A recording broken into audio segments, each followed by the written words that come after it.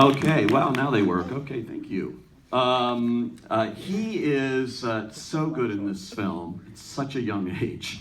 You've seen him in movies like The Grand Budapest Hotel, Moonrise Kingdom, and a phenomenal performance as Patrick here. Please welcome Lucas Hedges.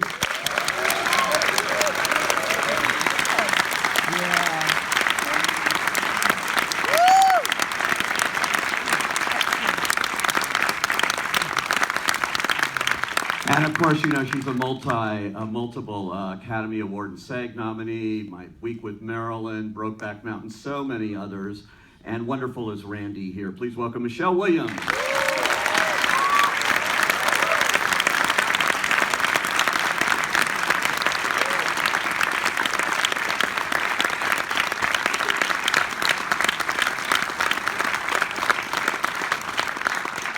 And finally, he played Lee here, and also an Academy Award nominee, and has done so many great performances, I could name them all. Gone Baby Gone to Assassination of Jesse James, on and on. Please welcome Casey Affleck.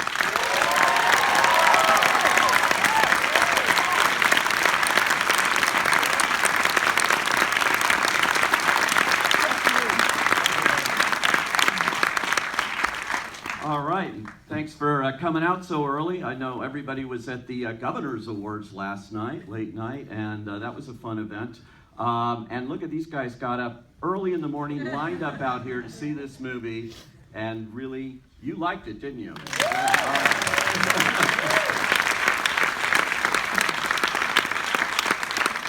Well, let me start with the man right there at the end who wrote and directed it. How did this come about? Because originally Matt Damon was involved as an actor in it, and I guess he came to you at some point to write it. How did it work, Ken? Matt Damon and John Krasinski came to me with the idea for the film, and they wanted me to write the script, and Matt was going to direct it, and John was going to be in it, and then everybody's schedule changed a few times over the next couple of years, and we ended up with this arrangement. So talk about what sparked for you in the themes of this, and why you did want to tackle this, not only as a writer but also a director, because it's a very human story, not the kind of thing, a very small movie too, not the kind of thing that studios clamor to make. You really have to have the passion and drive behind it to get this made today, I think. I don't know, the idea that they brought me was essentially the core idea of this film, and I just thought it was really powerful. I was really interested in looking at characters who are dealing with such, the kinds of really serious things that everyone has to deal with at some point in one form or another. In this case, much worse than most people have to cope with, and also I'm interested in how hard they try to be there for each other despite the burdens they're carrying. And even in these situations, there's some humor and life bubbling up all around you, even if you're trying to keep it at bay, as Casey's character often is. And that whole area interested me a lot. What struck me when I saw it, I loved the structure of that. It's almost like a mystery. It unfolds in bits and pieces where we see his character and it all suddenly comes together. And I love that structure. Was that intended from the beginning or in the script that way, or did you go into editing and find different ways to put it together? I was in the script, but it didn't get into the script until around the second draft. The first draft I wrote chronologically, and it was a little flat. And then I started over with him shoveling snow, and then backloaded or front-loaded or however, whatever loaded his past, folded it into his present, and that felt much better structurally. And also, as it turns out, really supported by his emotional life, because he's someone who's, as you saw, is constantly haunted by these painful and very happy memories as he goes along. And so that kind of gave me the whole shape of the story. Now, this is a room full of actors here, so we want to talk about the acting here and how this cast came to be. So, Casey, you were attached at what point did this come along to you? Because originally it had Krasinski, like he says, I think Matt. And then Matt was going to do it. Matt was going to do it. And big mistakes. Yes, No one's perfect, you know. Kenny had to work through his process to find the right actor, and he almost got there. The guy who really would have nailed it is out there somewhere. It was actually kind of a simpler process than most. When I get a part, it is usually, there are a lot of fingerprints on the scripts that are sent to me. It's usually gone through down the ladder, several rungs of people who kind of would have gotten a bigger budget for the movie, or would have this or would have that, and then they say, okay, well, we'll take a crack. You know, very, very rarely am I first guy on the list. Sometimes, so this was no exception, except that there was only a couple actors, I guess, who had been. There was a big email chain that you didn't see considered before you got the script. There's a bit. You know, just like a lot of people. But, Nice. but the actual script, we printed you a script of your own, so it looked nice when you got it. I considered a few other directors when.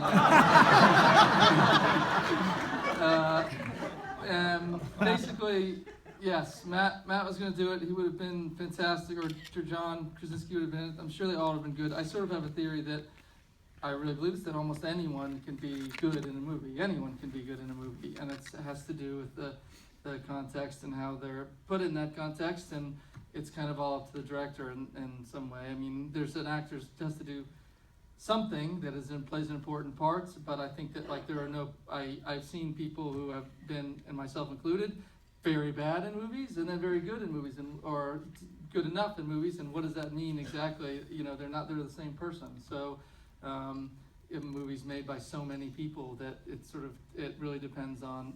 You all depend on each other to be good, but mostly you depend on the director. And there is no performance that really belongs entirely to the actor. It really belongs at least half to the director. And talk about, I've talked to you once before about your process, which is really interesting. You're very involved all through the process, working with the director, making suggestions, very involved with that character, developing it all through the movie. Is that right? That's the way you like to work? I don't know. That depends on the director and the movie completely.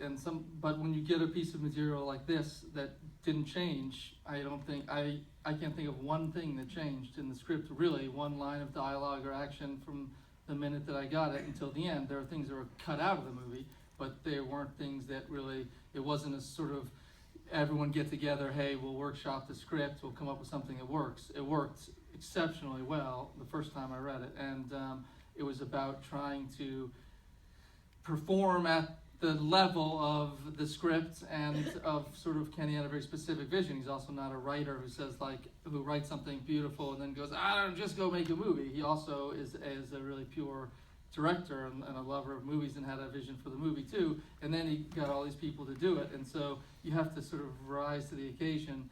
That was really the process more than trying to develop the project. It was very, very, very thoroughly developed in Kenny's mind, I think, before anybody showed up. But that said, there was a lot of conversation about what was there, and that conversation that happened in between takes and in between scenes and at night and in the morning during rehearsal, it was really fun and enlightening and an education for me, and also it was more about getting me to the performance than getting the performance to me. And from the script, you know, obviously this is done in different pieces and your character is at different places in the movie, but when you shot it, was it difficult, or do you have all that within the script that you know exactly where you are emotionally at that moment in the story? Because this one's a tricky role in that regard.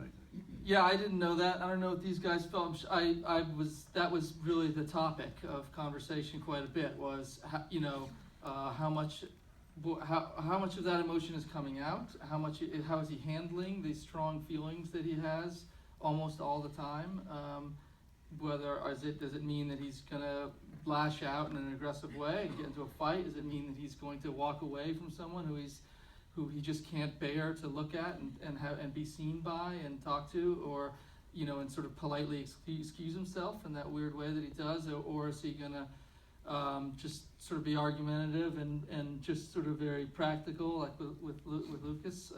There are a lot of different ways that he could behave, and when the writing is as good as it is, it means that there's that there's not one way to do it, which is what's so much fun. Any scene could be done a bunch of different ways, and or some different ways that would still work. And so those are the conversations where kind of, okay, what state is he in now emotionally? But it's within a range, you know. It's like,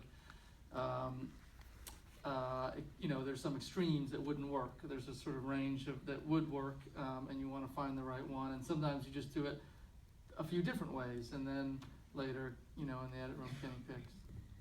Now, Michelle, just a wonderful performance, and in just a few scenes, you were so exquisitely fine in this film.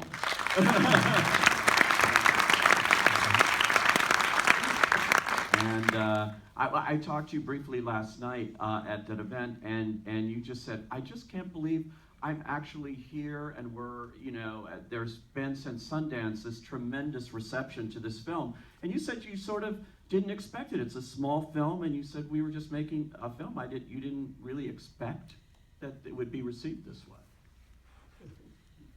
Yeah, I mean, first of all, like, I remember I moved to LA when I was 15 and started acting by myself, and I remember coming to this theater and seeing movies, and I remember coming and like watching Q&As, and so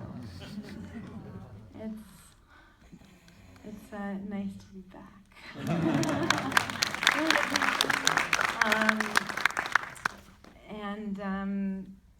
And play the long game.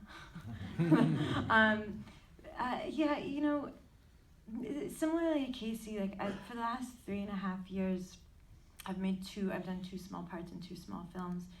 The jobs like aren't necessarily easier to come by than they were 15 or 20 years ago. I'm still like hustling, scrambling, writing letters, begging, making my case, auditioning.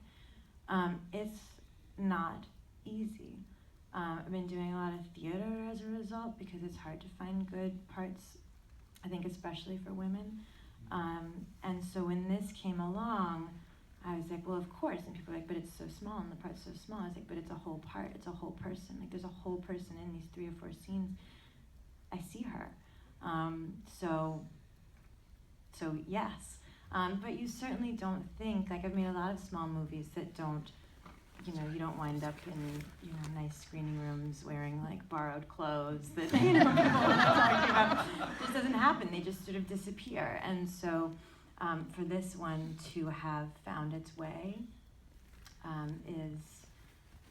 it's unexpected, it's wonderful, but it's certainly not what you're like freezing in the, you know, in Manchester by the Sea in the winter thinking like, well, next year this time. Your first scene, I understand, actually speaking of freezing, was like in 30-degree temperature outside in a nightgown or something. It was really cold, but at that point, you know, that was a hard scene to go home alone afterwards. That was the fire scene. And once you put yourself in that mindset, it's very hard to get out of it. So the fact that I wasn't wearing any clothes was like not really on my radar. I just like wanted to get into the house and get my kids. But people have told me it was cold. What kind of preparation did you do for this role? I mean, I heard you just sort of went to Massachusetts and, you know, actually on your own and just sort of like soaked it up. Or what did you do to prepare for this? Well, as I've had no other work to speak of, I had a lot of time on my hands. So I was like, well, great. And Massachusetts, I always find it like so incredibly valuable when you're, I mean, especially because it's called Manchester by the Sea, and I live in New York, and that's 4 hours away from Manchester by the Sea. And so when you have like that available research material so accessible to you, I just thought like this would just be a shame to not use it, because there's so many specifics, so many details that I can't invent. Like I wouldn't be able to think of them on my own, but I can steal them. And so I would go to Manchester by the Sea, and I would like hang out and overcome my natural shyness and meet people and introduce myself to people and like ask people to talk into a tape recorder for me, or like take pictures of people in the Rite Aid and be like, I want that sweater. Yeah, brand new sweater. They're going like, is that Michelle Williams? Taking my picture? I know, it was sort of weird to be like in the reverse position. I was like, I'm sorry. I know I'm invading your privacy. But, you know, I tried to do it and everybody's backs were turned and stuff. And then I would, and also I would go stalk. I would wait outside the schools and watch the moms walk in with their kids and just like eyeball them. If I was a man, I would have been arrested. But but I just wanted the place. Like I just feel like, but I've done that for everything. Like when I did Cabaret, I went to Berlin and I went to the Adlon Hotel and I went to, if I can get one detail, like then it's worth the entire effort for me. If I can like take one thing away, then it's worth whatever trip it took. So, and I was just lucky enough that on this it was so nearby that I could kind of day trip up there and spend time. And Lucas, I actually hear that you knew Kenny Lonergan long before you even knew Kenny Lonergan. Can you explain that story for us? Yeah, I actually didn't know about this until we had finished shooting Manchester by the Sea. I don't know why that is, but my dad told me that he was like taking me down the street in a stroller. Maybe it wasn't a stroller, but I was like 5 years old or 4 years old. And my dad is old friends of Kenny's. He's also a director, writer. He's a director, writer. They were playwrights. They knew each other as young playwrights in New York.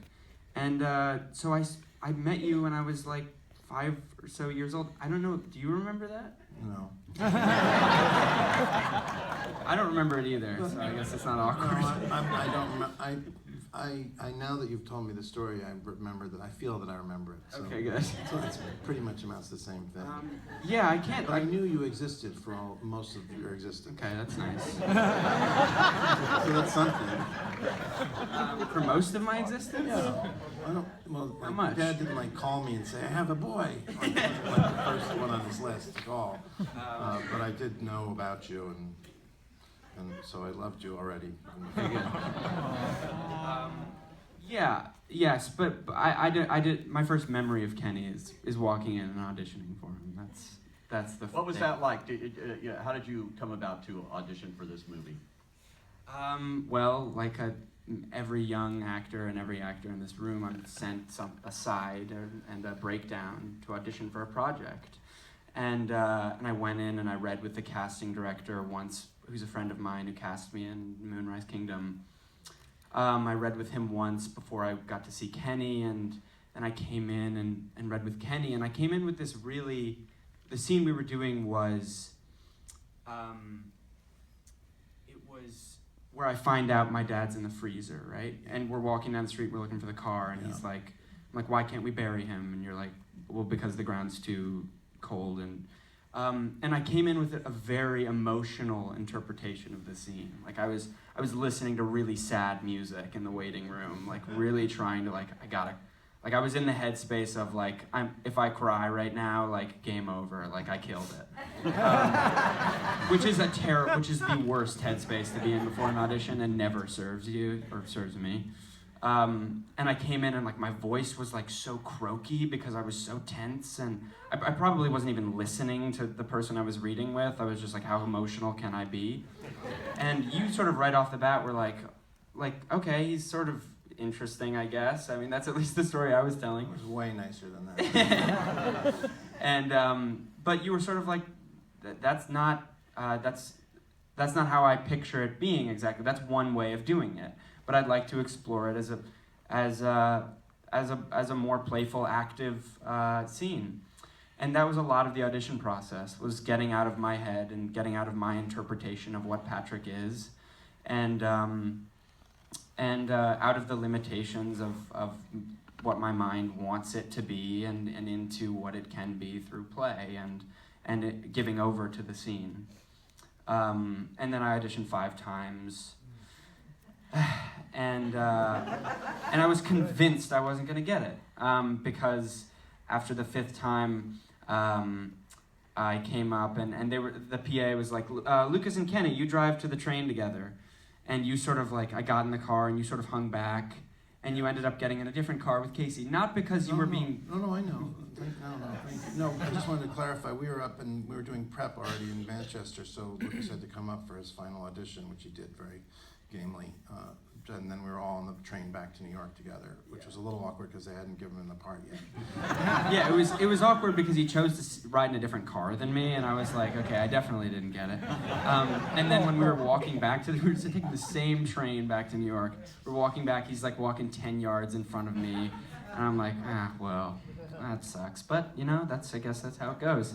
And then we got into the train, and I was with my dad, you want to take it from here? Yeah, I'd like to. This was one of the great pleasures of this experience was I got to give Lucas the part to his face, which is really, you don't usually get to do that. I've gotten to do that a couple of times, but so this was particularly fun because I really tortured him with the audition.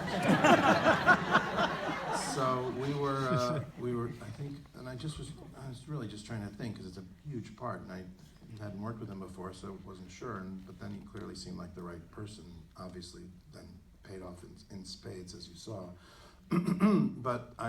So I got up from where I was sitting in the train, and his dad had gone off to the bathroom, and I said, so Lucas, he's like, what? And I was like, well, you got the part. He's like, get the fuck out of here. And he's like, dude, you're kidding. I was like, no, I'm not kidding. He's like, oh, dude.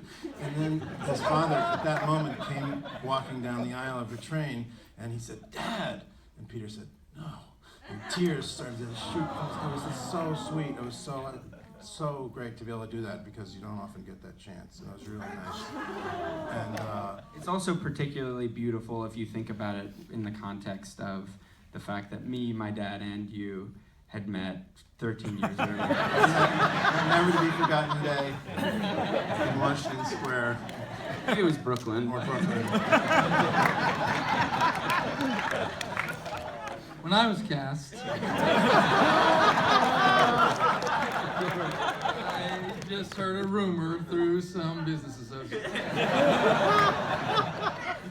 That's great. All right, let's see what you guys thought of the movie. And any questions? Yes, right there. Yes, Mike, because of all the work that you had to do, Casey, I'm hoping that all of the past scenes were shot prior to the present day stuff. Was everybody able to hear that? Yes. The question was, because of all the, it wasn't a question, it was a great compliment. You were wondering if we shot the past separately than the present. Right, because things are often shot by location as opposed to chronologically.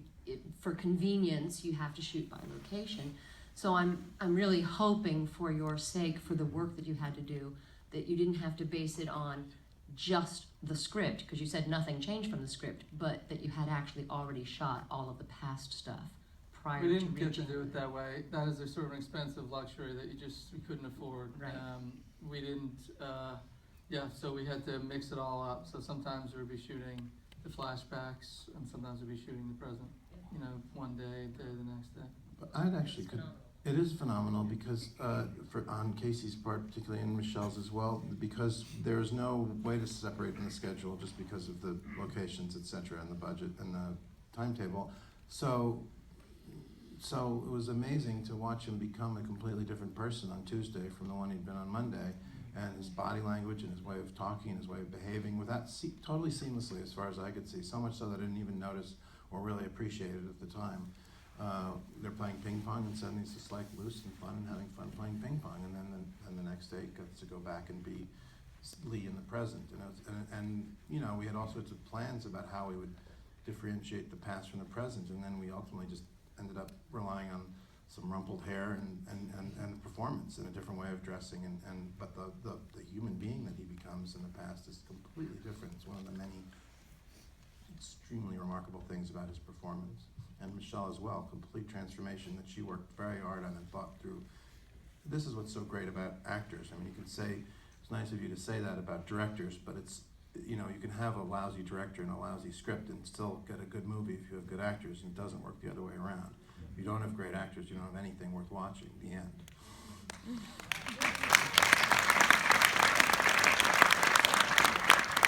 Yes, there's a mic coming down to you right there. I was curious to know how much rehearsal time you had and what the rehearsal process was like. It was a bit staggered. We had about a week full rehearsals around the table in New York with whomever could show up and whoever had been cast. And then we had staggered rehearsals with everybody else. Lucas and Casey, for instance, didn't get to rehearse very much. But Casey and Kyle got to rehearse so much that we even got to stand up and walk around, and it just totally depends on everyone's schedule, because they all want to rehearse if they can. But with this many people in the cast living in different places, different family obligations, it's kind of hard to make that like 3-week period or 4-week period that would be ideal. Right here in front. Yeah. Amazing performances as always, and oh my gosh, you guys broke my heart in that scene. I mean, throughout the whole movie, it was just so beautiful. You could just, your eyes, the pain in your eyes were just, it was crushing. It was just so beautiful and painful and just amazing. I like want to cry just talking about it. The scene between you and her, and with the baby stroller. I mean, oh my gosh. Can you please talk about how you were able to even get through your life after that? How did you get there, and how did you get to be normal after that? And How did writing. you survive that scene, apparently? I don't know if I got to be normal, or if I started normal. I don't know, but thank you. That's a very nice compliment. It was,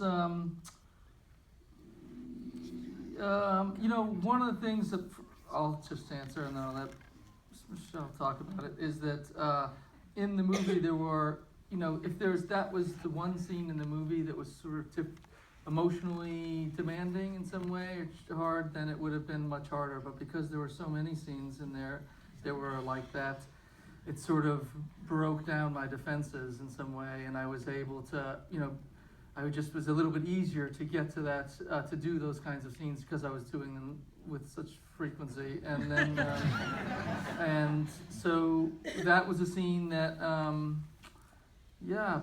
but it was hard. But sometimes, I'm sure everyone's probably had this experience, that it feels kind of good to do those scenes in some way, if you really let yourself do it and be there and sort of really try to have those feelings. It's a nice relief in some way of something in your own life.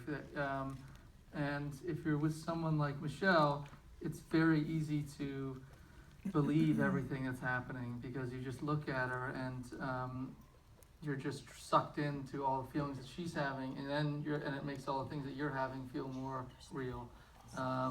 It's the advantage of working with people that are so courageously committed to doing a scene without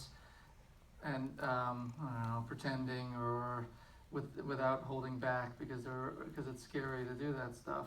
With people watching and the whole thing is so scary. And but she goes for it, and it makes it easier to go for it too. And it was one of the scenes that we did pretty late in the shoot, and so you carrying the whole movie with you by then, all the scenes and the conversations with the director and all the challenges of making the movie, and you care so much about the movie, and so you're attached to it and all the frustrations you have around it, no matter how it's maybe going, it doesn't always feel that way, and so you're bringing a lot of emotion to the day, and by the end you get to the end of a movie or something, you have a lot of feelings going on, and then you just sort of throw it all out there and hope that the person who is watching it and orchestrating it all and conducting it all is gonna get it, and Kenny always gets it. If that answers your question. I was more like, because I wasn't there day in, day out, it was more like being dropped into a pot of boiling hot water. Because I wasn't inside of, I hadn't spent the whole movie with these guys, and it was like I kind of had to sort of cold start something.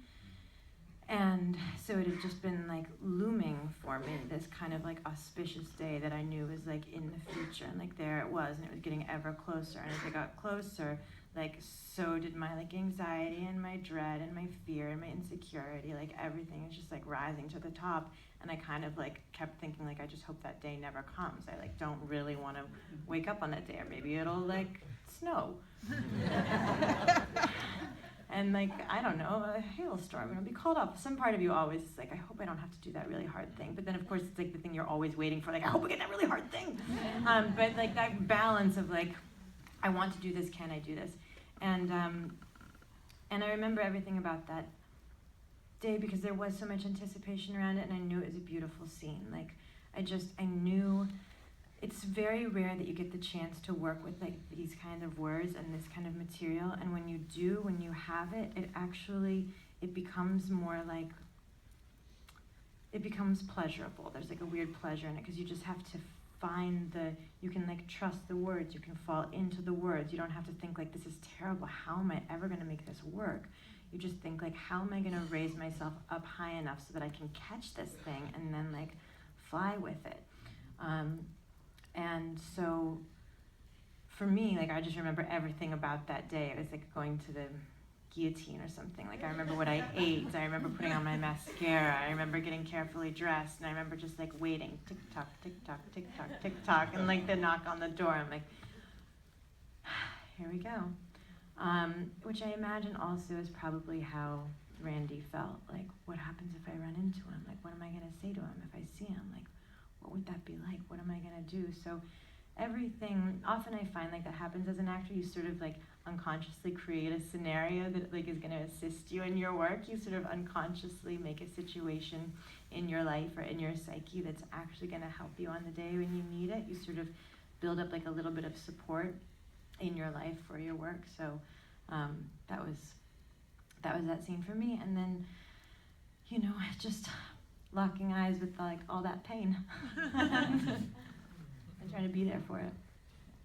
Okay, yeah, right there. We've got time for one or two more. Yeah, right there. Great performances, very heartfelt, and wonderful script as well.